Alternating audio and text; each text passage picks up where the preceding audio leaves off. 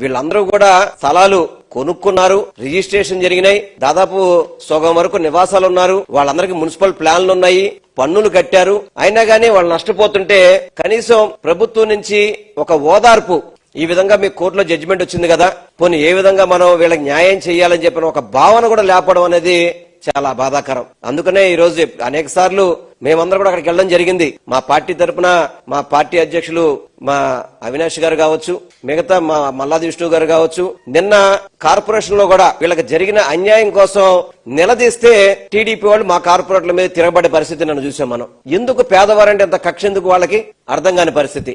ఇంకెవరు కూడా గత్యంతరంలాగా ఈ రోజు జగన్మోహన్ రెడ్డి గారి దగ్గరికి వీరందరూ కోరిక మేరకు వరకు ఆయన్ని తీసుకురావడం జరిగింది. చాలా బాధపడ్డారు జగన్మోహన్ రెడ్డి గారు. కనీసం ఈ కూటమి ప్రభుత్వం వచ్చాక ఇల్లు కట్టించే పరిస్థితి లేదు, ఉన్న ఇళ్లను కూల్చేస్తాం అనేది చాలా బాధాకరం అని చెప్పి ఆయన వారు ఆవేదన వ్యక్తం చేయడం. తప్పకుండా వారికి కావలసిన న్యాయం సపోర్ట్ అడిగారు వాళ్ళు. తప్పకుండా వైఎస్ఆర్ కాంగ్రెస్ పార్టీ తరఫున మీకు సపోర్ట్ చేస్తాము, ఏ విధంగా మీకు సహాయం చేయగలుగుతాం ఆ విధంగా అన్ని విధాలా కూడా మీకు మద్దతుగా ఉంటామని చెప్పి ఈరోజు జగన్మోహన్ రెడ్డి గారు చెప్పడం కూడా జరిగింది.